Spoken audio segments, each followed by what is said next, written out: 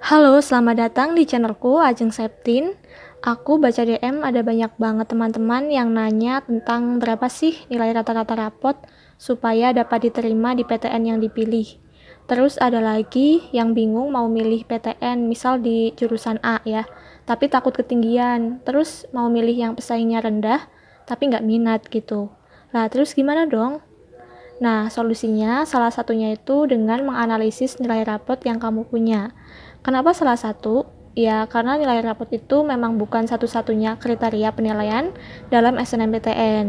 Ada banyak hal. Mau tahu apa aja? Silahkan teman-teman bisa cari di videoku yang lain, karena aku pernah bikin video yang di dalamnya itu tentang faktor apa aja yang dinilai dalam SNMPTN. Oke, balik lagi ke pembahasannya. Sekarang aku mau berbagi caranya menganalisis nilai rapot untuk mempertimbangkan pemilihan jurusan sehingga peluang lulusnya lebih tinggi. Caranya itu gampang banget ya. Kalian cukup siapkan nilai kalian selama 5 semester. Oh ya, ini untuk nilai apa aja yang digunakan itu beda-beda ya, sesuai jurusannya. Kalau teman-teman dari SMA, maka nilai yang digunakan ada 6. Bagi yang jurusan IPA yaitu nilai dari mata pelajaran matematika, bahasa Indonesia, bahasa Inggris, fisika, kimia, dan biologi. Kalau dari IPS maka nilai matematika, matematikanya itu matematika yang tadi digunakan IPA itu matematika wajib ya, bukan peminatan. Begitu juga yang IPS. Selanjutnya yaitu bahasa Indonesia, bahasa Inggris, ekonomi, geografi, dan sosiologi. Untuk siswa bahasa, nilai yang digunakan yaitu matematika, bahasa Indonesia, bahasa Inggris, antropologi, sastra Indonesia, dan juga pilihan bahasa asing. 1. Sedangkan untuk SMK ini beda ya. SMK hanya menggunakan 4 mapel saja, yaitu matematika, bahasa Indonesia, bahasa Inggris, dan juga 1 mata pelajaran teori dan praktik pada kejuruannya masing-masing.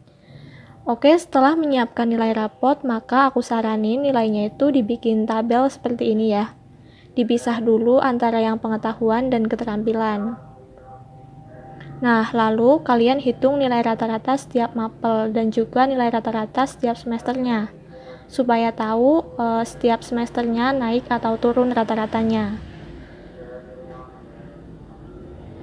Kalau udah, maka digabung nilai pengetahuan dan juga nilai keterampilan. Karena dalam SNMPTN itu setauku menggunakan keduanya ya. Jadi pakai nilai pengetahuan sama keterampilan yang digabung. Untuk mendapatkan nilai rata-rata pengetahuan dan keterampilan ini, maka hitung atau jumlahkan nilai pengetahuan dan keterampilan, lalu dibagi 2. Misalnya nih, ini nilai 81 matematika itu didapat dari nilai matematika pengetahuan yaitu 80 dan juga nilai keterampilan matematika yaitu 82. Jadi 80 ditambah 82 lalu dibagi 2, maka hasilnya 81. Seperti itu. Lakukan atau hitung semuanya sampai ada nilai rata-rata pengetahuan dan keterampilannya. Semua mapel ini ya. Oh, yang hitungnya itu biar cepat, aku saranin pakai Excel. Tapi kalau mau pakai manual atau kalkulator juga nggak apa-apa. Setelah itu, setelah mendapatkan nilai dari pengetahuan dan keterampilan, maka selanjutnya dibuat grafik ya.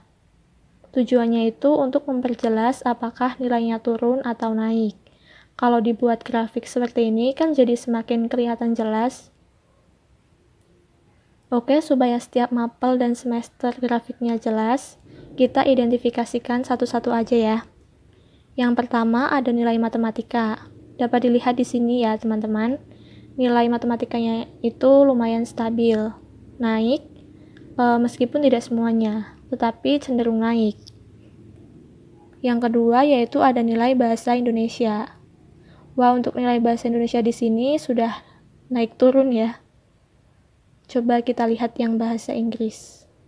Ternyata tidak jauh beda juga. Naik turun juga. Untuk yang fisika malah lebih-lebih. Kimia coba. Kimia juga.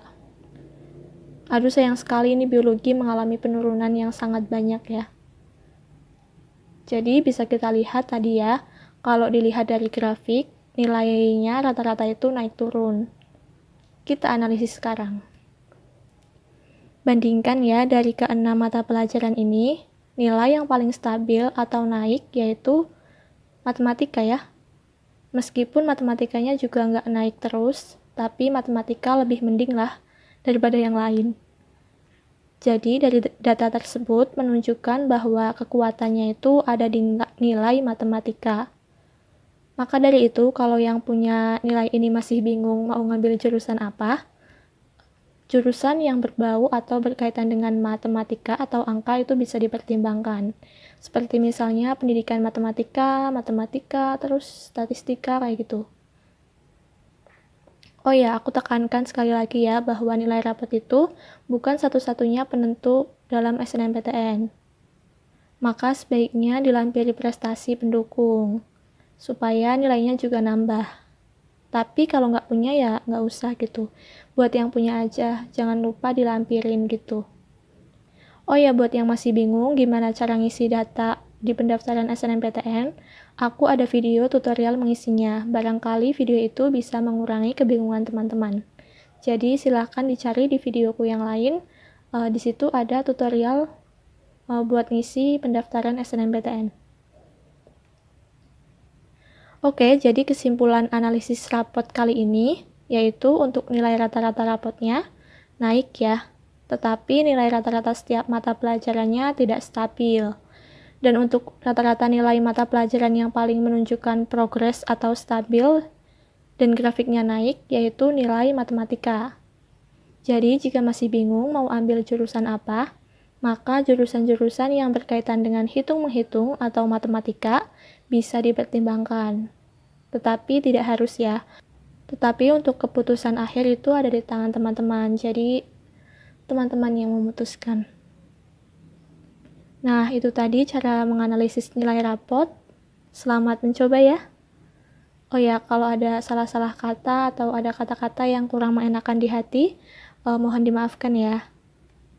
Oke, sampai jumpa di next video.